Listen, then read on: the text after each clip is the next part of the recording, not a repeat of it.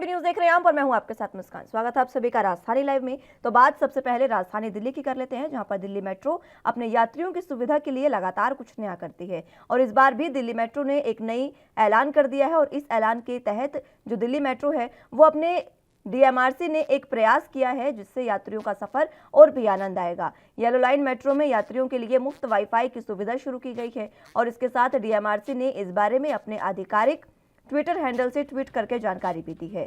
Delhi metro की तरफ से फेस्टिव सीजन में यात्रियों के लिए शुरू की गई इस सुविधा का लाभ येलो लाइन पर 37 स्टेशनों पर उठाया जा सकेगा। डीएमआरसी का कहना है कि इस सुविधा के शुरू होने से यात्रा करने वाले दिल्ली विश्वविद्यालय के नॉर्थ कैंपस के विद्यार्थियों को ज्यादा फायदा होगा। हाई स्पीड वाईफाई की मदद से यात्री सामान्य रूप से ईमेल, फेसबुक, गूगल सर्च और व्हाट्सएप वीडियो और ऑडियो कॉल भी कर सकेंगे। इसके लिए डीएमआरसी फ्री वाईफाई नेटवर्क पर लॉगिन आपको करना होगा। मेट्रो स्टेशन पर फ्री वाईफाई की सुविधा अभी एयरपोर्ट एक्सप्रेस लाइन और ब्लू लाइन पर उपलब्ध है। येलो लाइन के स्टेशनों को जोड़कर इस देखें तो फ्री वाईफाई की सुविधा वाले मेट्रो स्टेशनों की संख्या अब 94 हो गई है। तो आपको बता दें कि दिल्ली मेट्रो ने एक बार फिर से यात्रियों की सुविधा को बढ़ा दिया है और यात्रा को सुविधाजनक बनाने के लिए फ्री वाईफाई की सेवा दी है। तो इसी पर जरा जानकारी के लिए दिल्ली से संवाददाता राजीव तिवारी हमारे साथ जुड़ चुके हैं। राजीव, फिलहाल जिस तरीके से दिल्ली मेट्रो ने एक बार फिर से यह ऐलान कर दिया है और अब येलो लाइन पर भी फ्री वाईफाई की सुविधा मिलेगी, किस तरीके से जनता इसे देख रही है?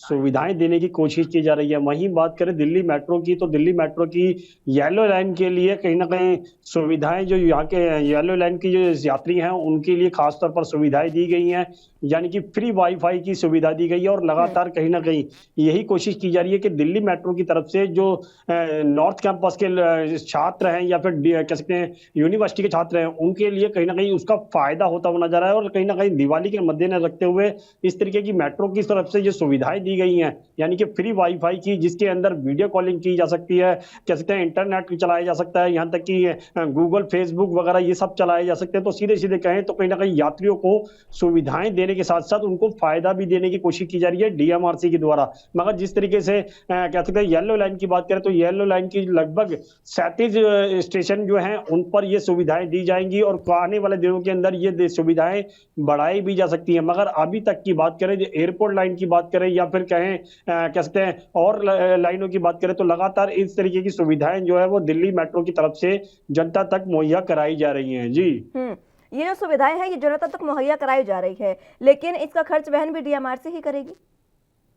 देखिए बिल्कुल सही कहा आपने। यहाँ पर जो फ्री वाईफाई की जो सुविधाओं के साथ साथ जो उसका खर्चा होगा वो डीएमआरसी उठाएगी, क्योंकि डीएमआरसी जिस तरीके से ये लोगों की सुविधाओं के लिए ध्यान में रखते हुए सुविधाएं दे रही हैं, फ्री वाईफाई की सुविधा दी गई है। यहाँ तक कि मेट्रो कोरोना काल के अंदर जो स्थिति थी वो कहीं ना कहीं बिगड़ी थी, उसको लेकर भी कहीं ना कहीं सुधार किए जा रहे हैं। यहाँ तक कि लगातार दिल्ली मेट्रो की तरफ से लगातार ये कोशिश की जा रही है कि दिल्ली की जो लाइफ लाइन चलाने वाली मेट्रो है उसके अंदर व्यक्तियों को, हर व्यक्ति को, हर यात्री को पूरी तरीके से सुविधाएं दी जाए, ताकि डीएमआरसी का जो पुराना जो कैसे का रुख था वो वापस आता हुआ नजर आया। क्योंकि कोरोना काल की वजह से डीएमआरसी को भी काफी बड़ा नुकसान झेलना पड़ा था। मगर अभी लगातार जिस तरीके से सुविधाएं दी जा रही हैं, नॉर्थ कैंपस की बात करें, क्योंकि येलो लाइन पर अभी सुविधाएं दी गई हैं, तो कहीं ना कहीं आने वाले दिनों के अंदर और ये सुविधाएं और भी ज्यादा बढ़ाई जा सकती हैं और पूरी दिल्ली के अंदर हर व्यक्ति तक ये सुविधाएं दी जाएगी। मगर देखना होगा कि आने वाले दिनों के अंदर किस तरीके की सुविधाएं और बढ़ा सकती है डीएमआरसी। जी,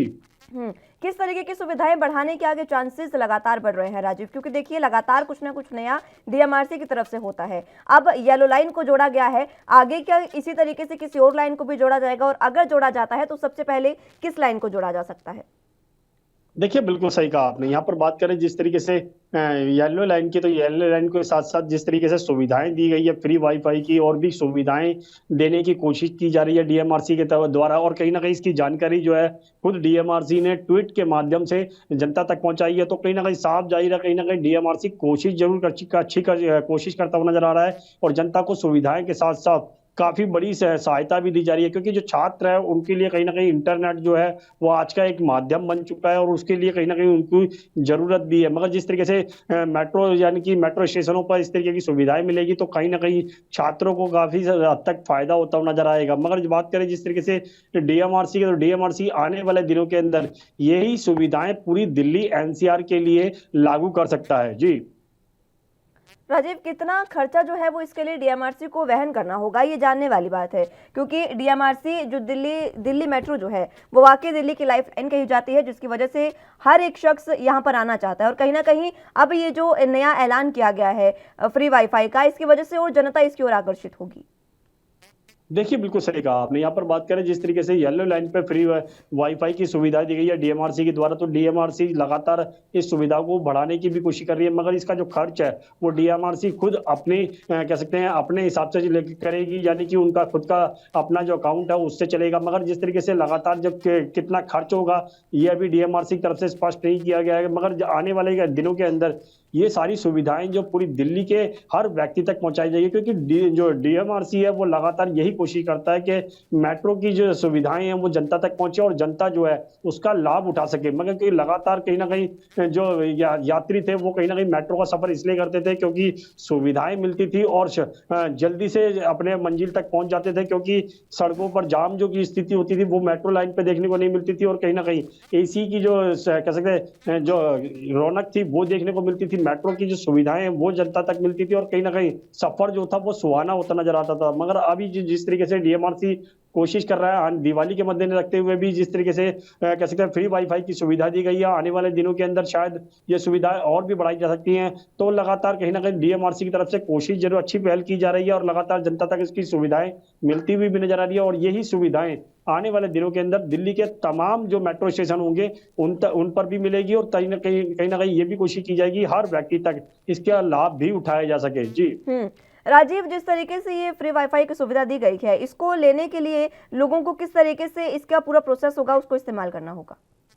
देखिए, बिल्कुल सही कहा आपने। यहाँ पर बात करें डीएमआरसी की एक वेबसाइट होगी जिसके अंदर फ्री वाईफाई की सुविधाएं दी गई हैं, वो आपको लॉग इन करनी होगी और उसके द्वारा ही एक ओटीपी आएगा। ओटीपी के माध्यम से ही ये फ्री वाईफाई जो है वो कनेक्टेड होगा। यानी कि सीधे सीधे कहें तो डीएमआरसी अच्छी पहल करता नजर आ रहा है और इसी को लेकर कहीं ना कहीं वेबसाइट भी लॉन्च कर दी गई है जिसके माध्यम से बताया गया है कि आपको इसमें रजिस्ट्रेशन करना है और उसका अपना नंबर डालना है, उसके बाद में ओटीपी आएगा। ओटीपी के माध्यम से फ्री वाईफाई जो है वो आपका कनेक्टेड हो जाएगा और जितनी देर भी आप वहां तक रुकेंगे ये सारी सुविधाएं आपको मिलती रहेंगी। तो कहीं ना कहीं इसकी पहल जो है डीएमआरसी की तरफ से अच्छी पहल मानी जा रही है और कहीं ना कहीं जिस तरीके से यात्रियों की सुविधाओं के लिए इस तरीके की कोशिश की गई है, खास तौर पर नॉर्थ कैंपस और दिल्ली की यूनिवर्सिटी के लोगों छात्रों के लिए, तो कहीं ना कहीं यही सुविधाएं आने वाले दिनों के अंदर और भी बढ़ाई जा सकती है। तो लगातार कोशिश यही है कि डीएमआरसी की जो दिल्ली की जो लाइफलाइन कहलाती है मेट्रो, उसको कहीं ना कहीं लोगों तक पहुंचाया जाए और लोग जो है इसका लाभ भी उठा सके। मगर जिस तरीके से कोशिश कर रही है डीएमआरसी, उससे साफ जाहिर है कहीं ना कहीं आने वाले दिनों के अंदर और ज्यादा सुविधाएं मेट्रो की तरफ से मिलती हुई नजर आएगी। जी डीयू के नॉर्थ कैंपस के लिए यहाँ पर सबसे ज्यादा सुविधाएं बताई गई है इस फ्री वाईफाई की सेवा से, किस तरीके से उनको ज्यादा सुविधाएं इसमें मिलेगी ये भी बताएं।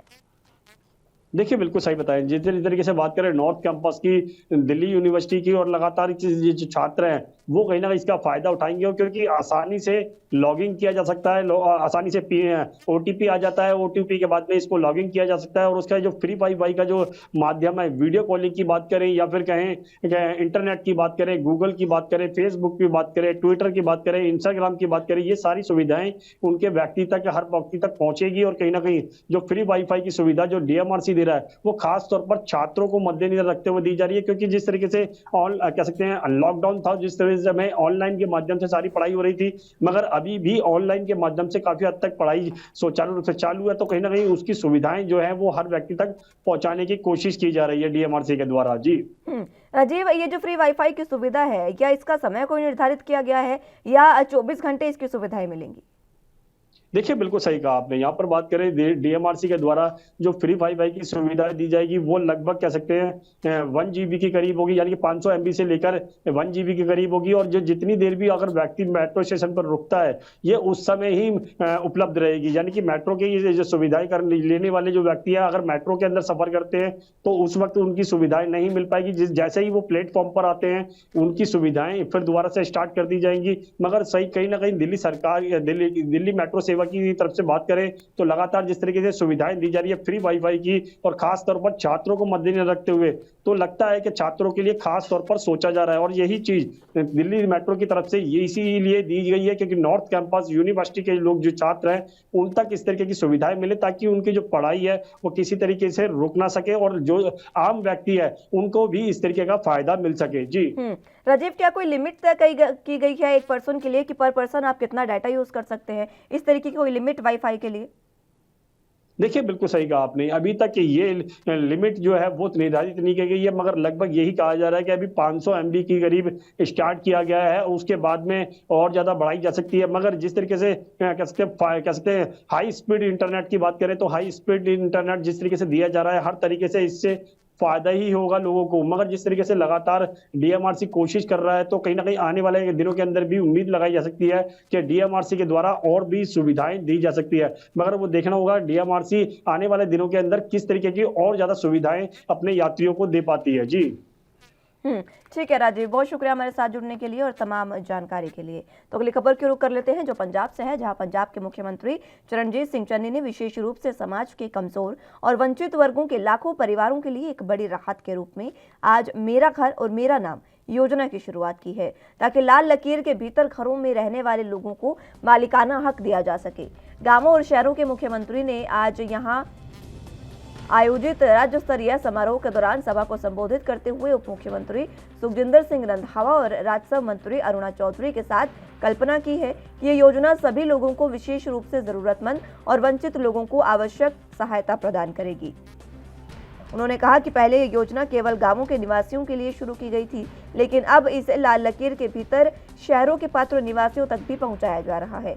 चन्नी ने कहा कि राजस्व विभाग को डिजिटल मैपिंग के लिए ग्रामीण और शहरी दोनों क्षेत्रों में ऐसी आवासीय संपत्तियों का ड्रोन सर्वेक्षण करने के लिए अनिवार्य किया गया है। मुख्यमंत्री ने कहा कि बाद में सभी पात्र निवासियों को उचित पहचान और सत्यापन के बाद संपत्ति कार्ड दिए जाएंगे ताकि उन्हें समयबद्ध तरीके से मालिकाना हक भी दिया जा सके।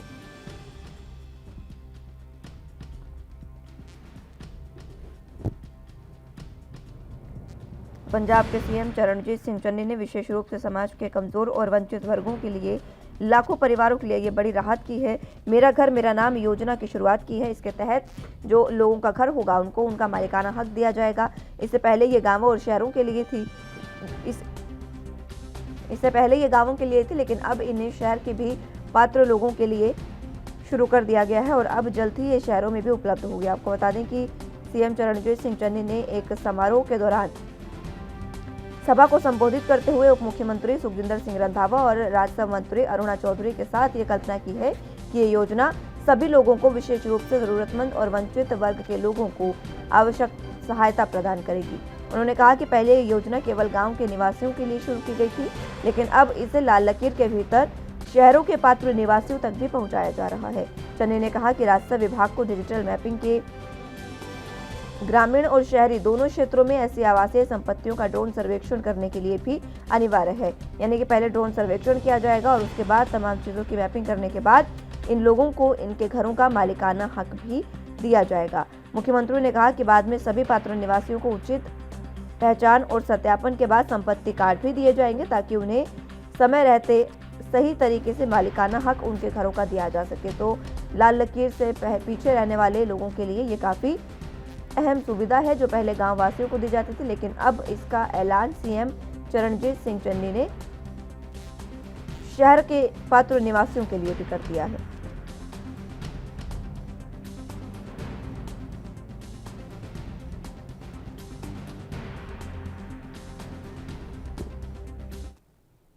तो इसी खबर पर चंडीगढ़ से संवाददाता अमित कुमार हमारे साथ जुड़े हुए हैं। अमित, फिलहाल जिस तरीके से मेरा घर मेरा नाम ये जो योजना एक बार फिर से शुरू की गई है, अब शहरों के लिए, शहर के निवासियों के लिए ये योजना जो है सीएम चरणजीत सिंह चन्नी ने शुरू की है।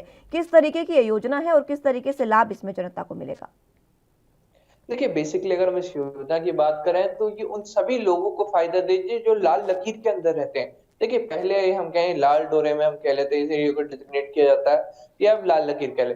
इसमें उन सभी लोगों को फायदा होगा जिनके अपने घर तो है, अगर हम कहें कि नॉन एग्रीकल्चर लैंड में है, पर जो सोसाइटी मार्क है, अगर हम कहें कि एमसी के अंदर मार्क एरिया के अंदर नहीं आता था, पर अब एक बहुत बड़ा ऑप्शन मिल गया है, क्योंकि आमतौर पे जो पिछड़े वर्ग के लोग होते हैं या जिनके पर्याप्त मात्रा में पैसे नहीं होते, वो यहाँ पे घर ले लेते थे और काफी टाइम से यहाँ पे रह रहे थे।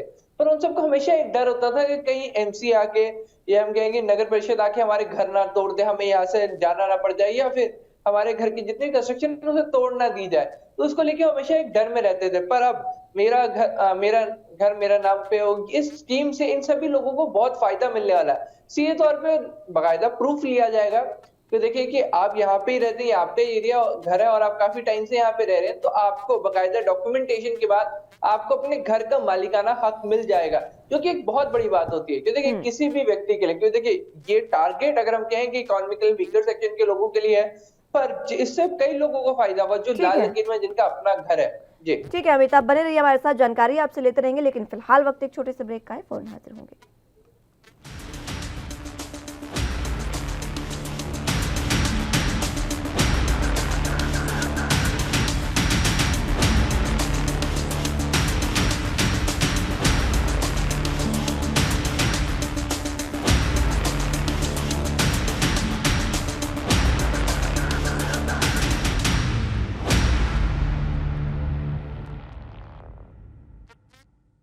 ब्रेक के बाद एक बार फिर से स्वागत है आप सभी का। बात पंजाब की कर रहे थे, जहां पर पंजाब के सीएम चरणजीत सिंह चन्नी ने मेरा घर मेरे नाम एक योजना की शुरुआत एक बार फिर से की है। जरा जानकारी के लिए संवाददाता अमित कुमार हमारे साथ जुड़े हुए हैं। अमित, इस बारे में तमाम जानकारी दें कि आखिर ये योजना किस तरीके से इसके तहत काम होगा और किस तरीके से लोगों को उनके घर का मालिकाना हक दिया जाएगा।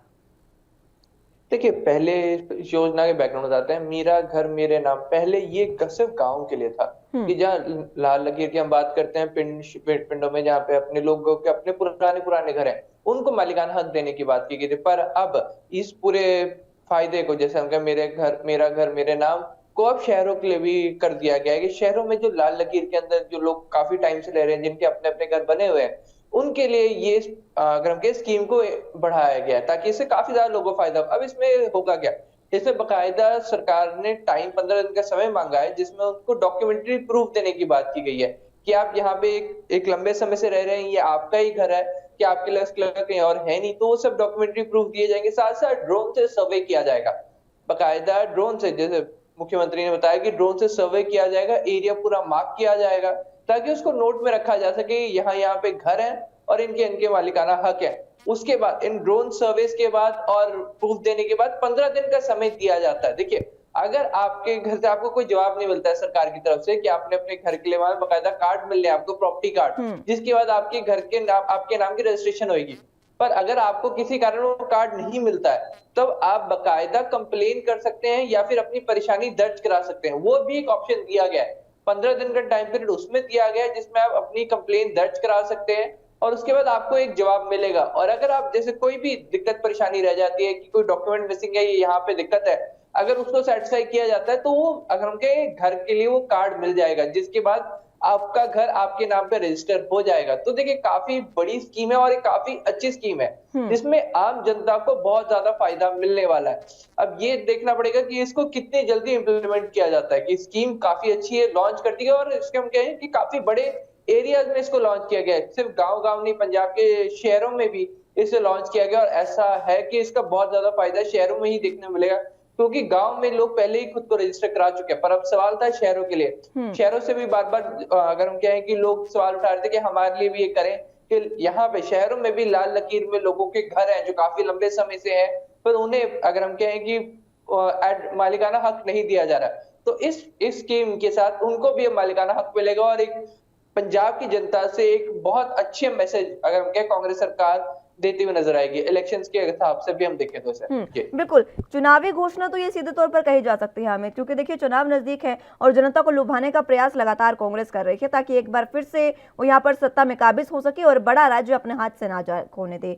तो अब ये चुनावी जो घोषणा है इसकी शुरुआत कर दी गई है, लेकिन कब तक ये जो इसकी जो प्रक्रिया है वो शुरू होगी और एक बार में कितने घरों को या कितने लोगों को उनका मालिकाना हक दिया जाएगा, इसकी क्या कोई जानकारी?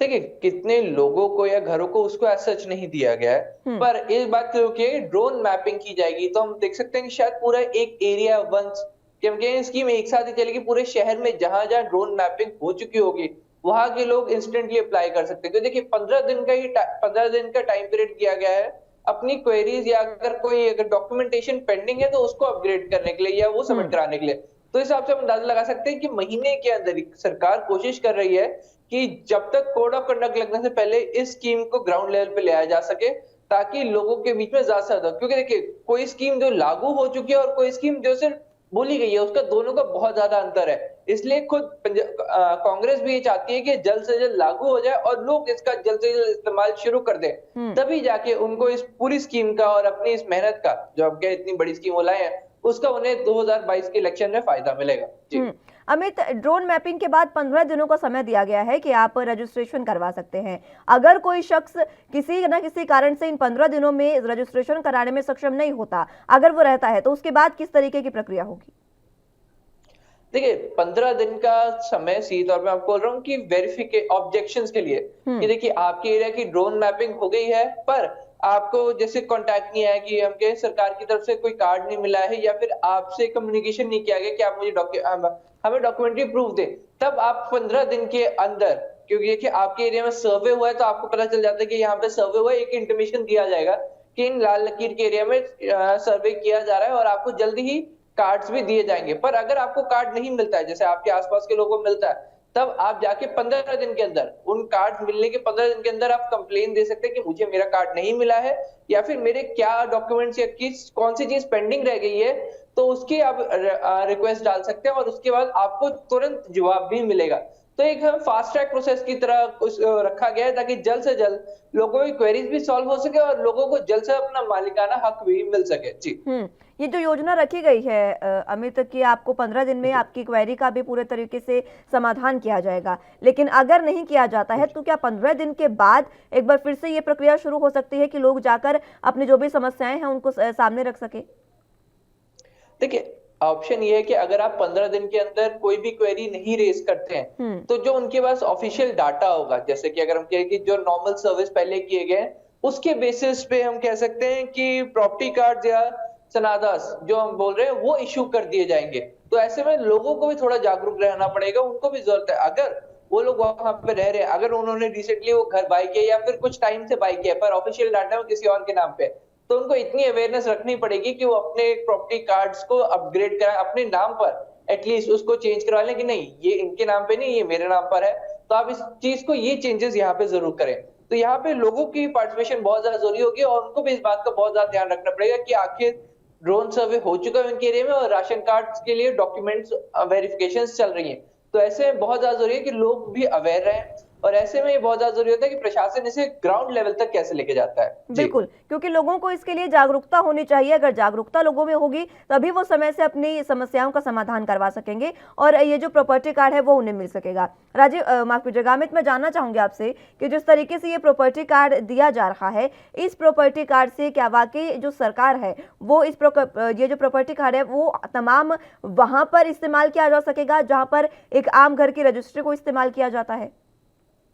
जी बिल्कुल बकायदा। देखिए इस प्रॉपर्टी कार्ड को दो तरीके से यूज किया जाएगा। जो इस प्रॉपर्टी कार्ड के ओनर्स हैं वो इस प्रॉपर्टी कार्ड के जरिए अपने घर को बेच सकेंगे मॉनेटरी वैल्यू के लिए। कि अगर देखिए अगर एक बार घर रजिस्टर हो जाता है, आमतौर पर हम देखते हैं कि जो घर रजिस्टर्ड नहीं है तो उनकी वैल्यू बहुत कम होती है, पर एक बार जब घर रजिस्टर हो जाता है तो उसकी वैल्यू बहुत ज्यादा बढ़ जाती है। तो मॉनेटरी गेन के हिसाब से वो बकायदा अपने घर को बेच सकते हैं। पर अगर बेचना नहीं है तो उनको बकायदा बैंक से लोन भी मिल सकता है इस प्रॉपर्टी कार्ड पे। तो आप देख सकते हैं 100% लीगलाइज ये घर हो चुके हैं और आम जनता जो एमसीज के एरियाज के अंदर ये हम कहें कि जहां पे जिन घरों की रजिस्ट्री होती है उनके बराबर इन घरों को लाके रख दिया गया है। तो लोगों के लिए, आम जनता के लिए बहुत अच्छी चीज अगर हम देख सकते हैं जो इन लोगों का घर लाल डोरे में है तो उनके लिए हो जाएगा। जी ठीक है अमित, बहुत शुक्रिया हमारे साथ जुड़ने के लिए और तमाम जानकारी के लिए। तो अगली खबर के रुख कर लेते हैं जो पंजाब से है, जहां पर पंजाब में लगातार सियासी घमासान मचा हुआ है और इसी सियासी घमासान के बीच आज एक बार फिर से पंजाब मंत्रिमंडल की बैठक होने जा रही है। यह बैठक सुबह 9:30 बजे शुरू होगी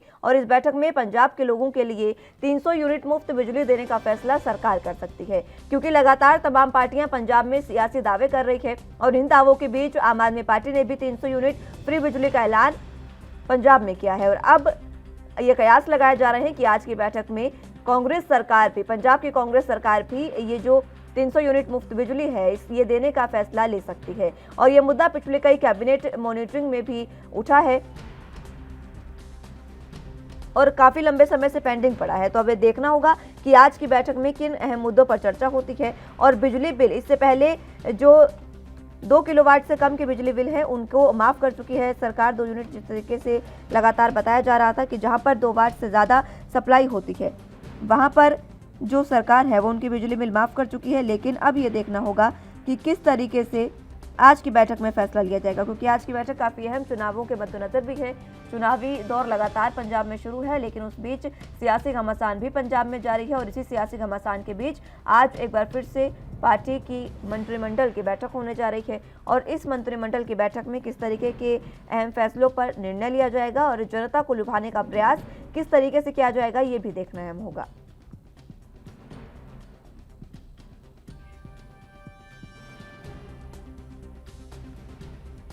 तो आज पंजाब मंत्रिमंडल की बैठक होने जा रही है, सुबह 9:30 बजे ये बैठक होगी और इसमें कई अहम मुद्दों पर फैसला लिया जा सकता है। आगामी विधानसभा चुनाव पंजाब में नज़दीक है और कहीं ना कहीं कांग्रेस जो है वो फूट के कगार पर है। कल ही सिद्धू ने जिस तरीके से एक लेटर लिखा है सोनिया गांधी को, उसमें भी नए मंत्रियों की मांग की गई है और मंत्रियों को बदले जाने की अपील उन्होंने की है। ये तमाम जो सियासी समीकरण पंजाब में कांग्रेस में बनते नजर आ रहे हैं, इसी बीच अब ये मंत्रिमंडल की बैठक होने जा रही है। अब देखना होगा कि तमाम सियासी समीकरणों के बीच ये जो बैठक है वो कितनी अहम रहने वाली है।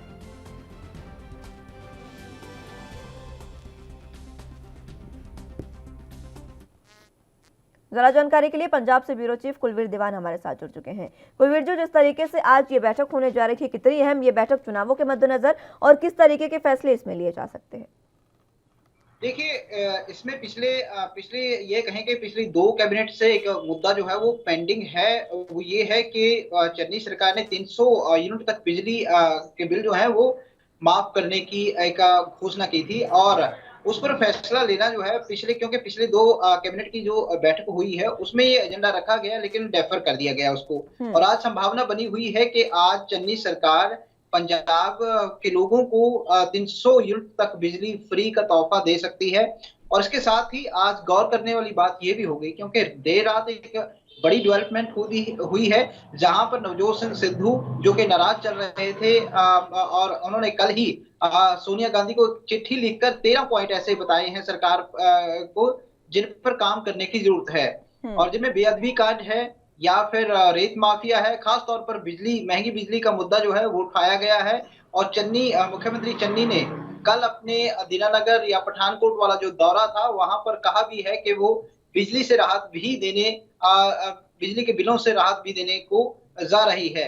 तो ऐसे में जो देर रात डेवलपमेंट हुई है उसको लेकर और भी संभावना बढ़ जाती है कि आज मुख्यमंत्री चरणजीत सिंह चन्नी की जो कैबिनेट होगी आज उसमें कुछ और भी बड़े फैसले जो है उस लोगों को राहत देने की दिशा में सरकार ले सकती है। जी कुलवीर जी, देखिए जो ये मुफ्त बिजली का जो वायदा है वो काफी लंबे समय से पेंडिंग है। ये फैसला सरकार पर हो सकता है कि आज इस फैसले पर मुहर लग सके, लेकिन जिस तरीके से चुनावी दौर अभी चल रहा है पंजाब में और जनता को लुभाने का प्रयास जारी है, तो इसी के मद्देनजर मुफ्त बिजली के साथ साथ और क्या ऐसे ऐलान हो सकते हैं जो जनता को सीधे तौर पर लुभाने का प्रयास कर सके? देखिए, बिजली से जुड़े हुए 2 मुद्दे हैं पंजाब में। पहला तो ये है कि पंजाब में बिजली सबसे ज्यादा महंगी है और दूसरे ये कि पंजाब में जो बिजली समझौते हुए हैं निजी थर्मल प्लांट्स के साथ, वो विवादों के घेरे में हैं, वो सवालों के घेरे में हैं, क्योंकि ये आरोप लग रहा है कि पिछली सरकारों ने ये जो समझौते किए काफी ज्यादा महंगे हैं, जिसकी वजह से पंजाब के लोगों को ना तो बिजली पूरी मिल रही है और मिल रही है तो काफी ज्यादा महंगी मिल रही है, जिसकी वजह से पंजाब का जो पंजाब सरकार का जो खजाना है यानी सरकारी जो पैसा है उसकी बेहद ज्यादा बर्बादी हो रही है। तो ये एक ऐसा मुद्दा है जिसको लेकर कांग्रेस ने अपना चुनावी वादा भी किया था 2017 के चुनाव में, लेकिन हुआ उस पर कुछ नहीं, क्योंकि कई कानूनी पेचीदगियों में ये मामला फंसा हुआ है कि बिजली समझौते जो है वो रद्द करने का जो निजी पावर प्लांट से किए गए हैं। तो ऐसे में अब दबाव, क्योंकि समय ज्यादा नहीं है, दबाव बन रहा है सरकार पर कि ये वादा जो है वो पूरा किया जाए, कि लोगों को सस्ती बिजली दी जाए, क्योंकि सबसे ज्यादा अहम मुद्दा यही है। तो ऐसे में और दबाव बढ़ाने में सबसे ज्यादा नवजोत सिंह सिद्धू भूमिका निभा रहे हैं, क्योंकि कल भी उन्होंने जो 13 पॉइंट सोनिया गांधी को चिट्ठी लिखी जिसमें 13 पॉइंट का जिक्र किया, उसमें महंगी बिजली का मुद्दा सबसे ज्यादा उन्होंने हाईलाइट किया था और उसको प्रमुखता से उठाया था। तो ऐसे में अब सरकार पर दबाव बन रहा है कि लोगों को सस्ती बिजली प्रोवाइड करवाई जाए और अपना वायदा निभाया जाए। और सरकार पर दबाव इसलिए भी बन रहा है क्योंकि अब ज्यादा समय नहीं बचा, लोगों को राहत मिलेगी तभी जो कांग्रेस सरकार है, कांग्रेस की पार्टी है, वो लोगों से उम्मीद कर सकती है कि आने वाले विधानसभा चुनाव में लोगों का समर्थन उसको मिल सके। जी कुलवीर जी, देखिए जो 15 सूत्रीय मांग की गई है, एजेंडे जो पेश किए गए हैं सिद्धू द्वारा इस खत में जो उन्होंने सोनिया गांधी को लिखा, इसमें एक एजेंडा ये भी है कि आपको मंत्रियों का बदलाव करना होगा। मंत्रियों को बदलने की बात उन्होंने कही है। क्या इस पर भी कहीं ना कहीं फैसला सरकार या हाईकमान ले सकता है?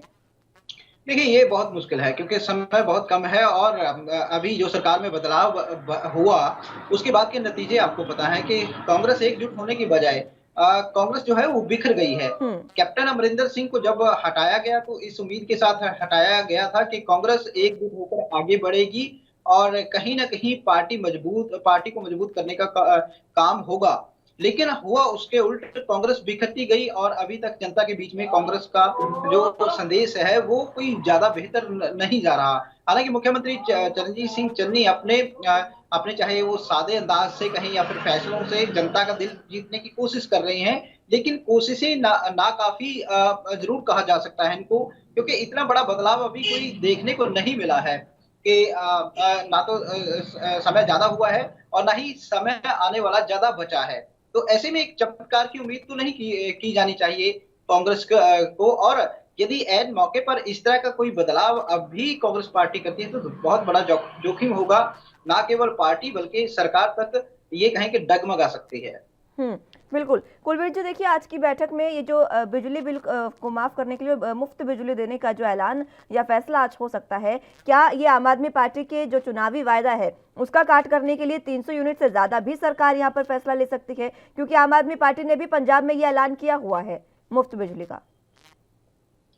देखिए, आम आदमी पार्टी का ये नया ऐलान नहीं था, क्योंकि इससे पहले कैप्टन सरकार जो है वो ऑलरेडी 200 यूनिट तक बिजली मुफ्त दे रही थी। लेकिन चन्नी सरकार ने इसमें बदलाव क्या किया है कि चन्नी सरकार ने इसमें बदलाव ये किया है कि सभी को 300 यूनिट जो है वो बिजली बिल माफ होंगे, यानी एक इसको व्यापक रूप देने की कोशिश की है। निश्चित तौर पर जो मुद्दा है वो आम आदमी पार्टी से फिर या उसके आम आदमी पार्टी के बाद आपने देखा कि श्रोमणी अकाली दल ने भी ये घोषणा की, कांग्रेस ने भी ये घोषणा की।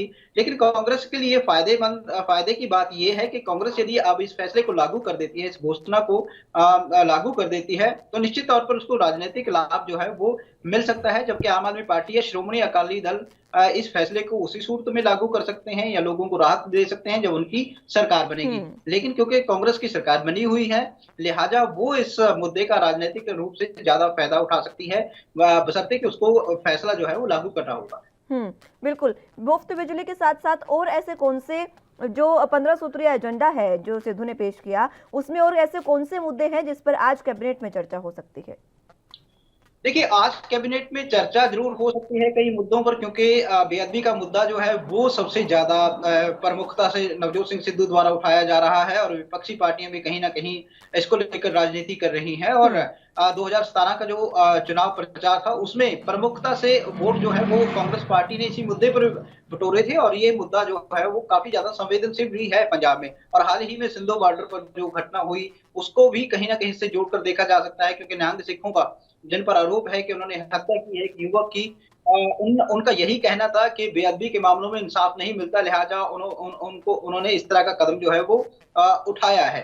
तो ऐसे में दबाव जो है वो लगातार बन रहा है। इस मुद्दे पर चर्चा जरूर हो सकती है, लेकिन ये कहें कि कोई फैसला जो है वो कैबिनेट में इस पर लिया जाए, ऐसी कोई संभावना नहीं दिखती, क्योंकि ये फैसला लेने का नहीं बल्कि ये कार्रवाई करने का मुद्दा है। तो इस पर चर्चा जो है वो जरूर हो सकती है, क्योंकि प्रमुखता से नवजोत सिंह सिद्धू ने ये मुद्दा उठाया है और उसके बाद हलचल भी आपको देखने को मिली। नवजोत सिंह सिद्धू ने जो सोनिया गांधी को चिट्ठी हालांकि 15 अक्टूबर को लिखी थी, लेकिन कल उन्होंने सार्वजनिक की है वो चिट्ठी, और सार्वजनिक करने के बाद दबाव ये बना कि रात को ही जो मीटिंग है वो बुलानी पड़ी, जिसमें मुख्यमंत्री चन्नी पहुंचे, प्रगट सिंह पहुंचे और हरीश चौधरी पहुंचे नवजोत सिंह सिद्धू के साथ। तो ऐसे में लगातार सरकार पर दबाव एक जो है वो बन रहा है कि बेहतर फैसले ले और जो कांग्रेस की छवि जनता के बीच में है उसको सुधारे, ताकि राजनीतिक तौर पर उसका लाभ उठाया जा सके विधानसभा चुनाव में। बिल्कुल, और ये अहम बात भी है कि विधानसभा चुनावों में इसका लाभ तो उठाना पड़ेगा, और इसी वजह से ये कयास लगाए जा रहे हैं कि आज की बैठक में कई ऐसे बड़े फैसले हो सकते हैं जो लोगों को लुभाने की कोशिश हो, क्योंकि अभी तक कांग्रेस जो है वो जनता के बीच में नहीं गई है किसी भी तरीके से अपनी उपलब्धियों को गिनवाने के लिए। देखिए, समय क्योंकि कम है और सिद्धू की छटपटाहट जो है वो भी इसी वजह से है कि समय कम है, समय निकल गया तो फिर कुछ नहीं कर पाएंगे, और कुछ ना कर पाए तो पार्टी जो है वो बुरी तरह से विधानसभा चुनाव में उसको निराशा मिलेगी, और पूरे का पूरा ठीकरा जो है, यदि असफलता मिलती है कांग्रेस को विधानसभा चुनाव में, तो पूरे का पूरा ठीकरा जो है वो नवजोत सिंह सिद्धू के सिर पर फूट सकता है, क्योंकि नवजोत सिंह सिद्धू ने जिद करके अध्यक्ष पद जो है वो हथियाया है, और उसकी राह में कांटे बिछाने वाले जो है वो अपने घर से ही हैं। तो कांग्रेस के बहुत सारे लोग ये चाहते हैं कि सिद्धू सफल ना हो, और सिद्धू की सफलता इस पर टिकी है कि वो कुछ करके दिखाए अपनी सरकार से। जी ठीक है कुलबीर जी, बहुत शुक्रिया हमारे साथ जुड़ने के लिए और तमाम जानकारी के लिए। तो अगली खबर की रुख कर लेते हैं जो मुंबई से है, जहां मुंबई की मालवानी पुलिस ने मराठी फिल्म के डायरेक्टर प्रोड्यूसर के साथ उनके ड्राइवर को भी गिरफ्तार किया है, जबकि हीरोइन को पुलिस ने नोटिस थमा दिया है।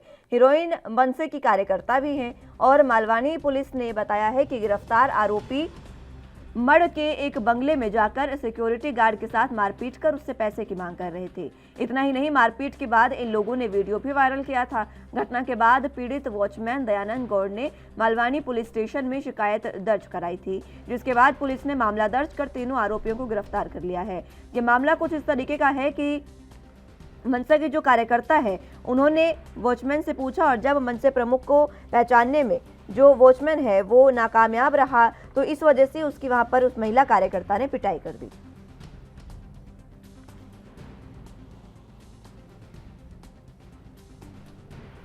तो मुंबई की मालवानी पुलिस ने मराठी फिल्म के प्रोड्यूसर, डायरेक्टर और उसके साथ ड्राइवर को भी गिरफ्तार किया है। आपको बता दें कि ये तस्वीरें भी आप देख सकते हैं, ये मनसे की कार्यकर्ता महिला है जो वॉचमैन की पिटाई करती सरेआम नजर आ रही है।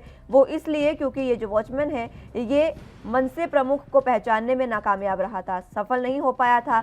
जब कार्यकर्ता ने पूछा कि क्या आप मनसे प्रमुख को जानते हैं, तो उसने मना किया, तो इसके बाद उसकी वहीं पर पिटाई कर दी गई। ये कोई पहला मामला नहीं है जब मनसे की ओर से इस तरीके की वारदात सामने आई हो, या फिर यूं कहीं किस तरीके की तस्वीरें सामने आई हो। लगातार मनसे का आतंक मुंबई में लगातार बढ़ता जा रहा है और इसी तरीके की घटनाएं लगातार लोगों के साथ होती है। मुंबई में एक बार फिर से मनसे का आतंक देखने को मिला है। महिला कार्यकर्ता ने सिक्योरिटी गार्ड की पिटाई की है, जिसका वीडियो भी वायरल हो रहा है। आप देख सकते हैं कि किस तरीके से गार्ड के साथ बदसलूकी की जा रही है, और यहाँ पर गार्ड हाथ जोड़ता नजर आ रहा है और माफी भी मांगता नजर आ रहा है। गलती गार्ड की सिर्फ इतनी है कि उसने मनसे प्रमुख को पहचान नहीं पाया था।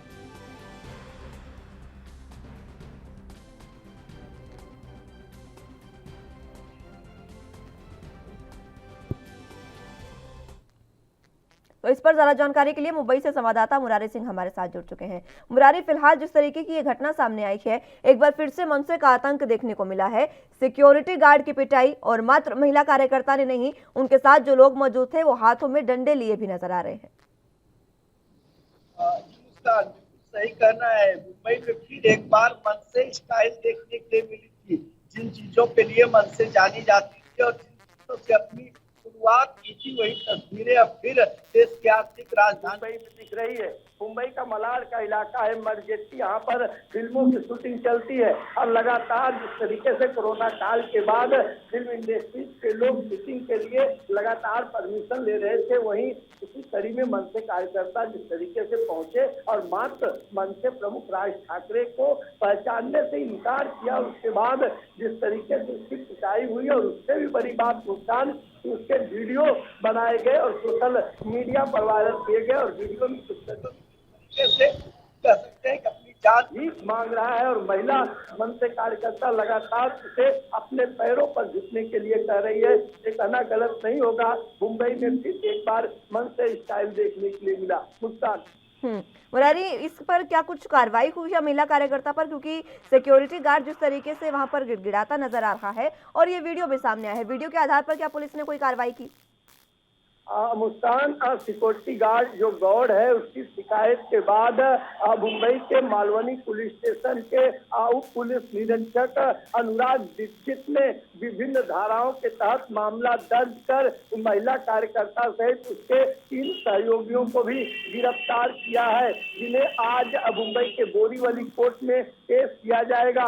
पुलिस अधिकारी का मानना है कि इस मामले में जांच चल रही है। हालांकि जो आरोपी है इसमें मन से कार्यकर्ता पदाधिकारी, चाहे वो भले ही प्रोड्यूसर डायरेक्टर अपने आप को मराठी फिल्मों के बता रहे हो, ऐसी स्थिति में आज कोर्ट में क्या कुछ होता है ये तो पाना मुश्किल होगा, क्योंकि अभी भी पुलिस को माना जा रहा है कि इसमें और भी लोगों की गिरफ्तारियां हो सकती है। और इसके पीछे की वजह क्या थी, क्योंकि सबसे पहले जो आरोप लगे हुए हैं, आरोप ये लगे हैं कि यहाँ पर पैसे मांगे गए थे, स्टूडियो से पैसे की डिमांड की गई थी और न जाने देने पर अंदर इस तरीके की कार्रवाई हुई है। बहरहाल जांच चल रही है, वहीं पकड़े गए आरोपियों की आज कोर्ट में पेशी भी है। मुस्कान, मुरारी, क्या लगता है, देखिए मनसे का आतंक लगातार इस तरीके से बढ़ता है और अब ये जो तस्वीरें सामने आई, क्या लगता है उचित कार्रवाई इन पर हो पाएगी, क्योंकि मनसे प्रमुख राज ठाकरे हैं?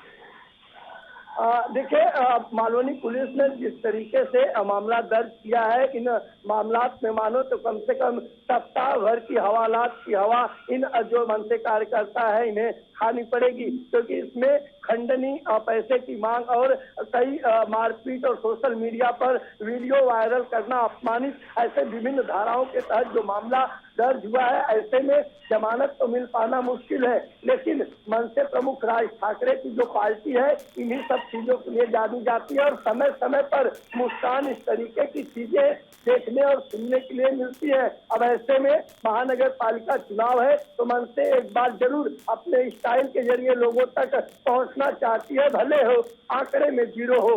मुस्कान, बिल्कुल मुरारी, आंकड़े में 0 हो लेकिन लगातार अपनी पैंठ बनाना जरूर कोशिश कर रही है मनसे। ये जो पूरा मामला है ये आखिर हुआ कैसे, ये विस्तार से बताएं, क्योंकि किस तरीके से ये जो कार्यकर्ता यहाँ पर है मनसे के वो पहुंचे और किस तरीके से तमाम चीजें हुई, विस्तार से बताएं। मुस्कान, देखिए मुंबई के मलाड का इलाका कहा जाता है मरजेट्टी, जहाँ पर अक्सा बीच और मारवे बीच है और यहाँ पर अक्सर पर्यटक स्थल के अलावा बड़े स्टूडियो है जहाँ पर फिल्मों की शूटिंग चलती है। खास करके जो मराठी फिल्में होती हैं या फिर भोजपुरी की फिल्में होती है या फिर कन्नड़ तेलुगु में जो फिल्में बनती है, इसी तरीके से जो पकड़े गए मनसे आरोपी कहना है कि वह फिल्म बनाने के लिए स्टूडियो देखने के लिए गए थे। जब उससे वॉचमैन से बातचीत की तो उसने मनसे प्रमुख राज ठाकरे को पहचानने से इनकार किया, क्योंकि ये जो महिला है ये मनसे की सर चिटनीस है, सर चिटनीस की पद पर है। इन्होंने अपना कार्ड बताते हुए अपना परिचय दिया, जिसे वॉचमैन पहचानने से इनकार कर दिया और उसके बाद जो चीजें हुई, पूरा देश, पूरा राज्य देख रहा है कि किस तरीके से एक के बाद एक कई थप्पड़ मनसे महिला कार्यकर्ता बरसा रही है और वहीं पर एक सीनियर सिटीजन जो उस फिल्म स्टूडियो के मैनेजर के पद पे थे वो भी अपने हाथ जोड़ते हुए गिड़गिड़ाते दिखाई दे रहे हैं। लेकिन महिला तब भी वहां पर ना नहीं बोलती है जब तक वॉचमैन खड़ा होकर दोनों हाथ जोड़कर उसके पैर नहीं पड़ता है और उसके बावजूद भी महिला उसे थप्पड़ मारती है। तो कहीं न कहीं जो मनसे की दबंगई थी वो साफ तौर पर यहाँ देखने के लिए मिली और कितनी बार देखने को मिलेगा ये भी तय पाना मुस्कान मुश्किल है, क्योंकि पहली बार मनसे की गुंडागर्दी नहीं देखी गई है। अब ऐसे में पुलिस ने विभिन्न धाराओं के तहत मामला तो दर्ज किया है, देखना ये होगा कि क्या और इसके ऊपर क्या कार्रवाई होती है और क्या इनमें और लोग शामिल है, क्या उनकी भी गिरफ्तारी हो पाती है। मुस्कान। ठीक है मुरारी, बहुत शुक्रिया हमारे साथ जुड़ने के लिए और तमाम जानकारी के लिए। तो वक्त यहाँ पर एक छोटे से ब्रेक का है, फौरन हाजिर होंगे।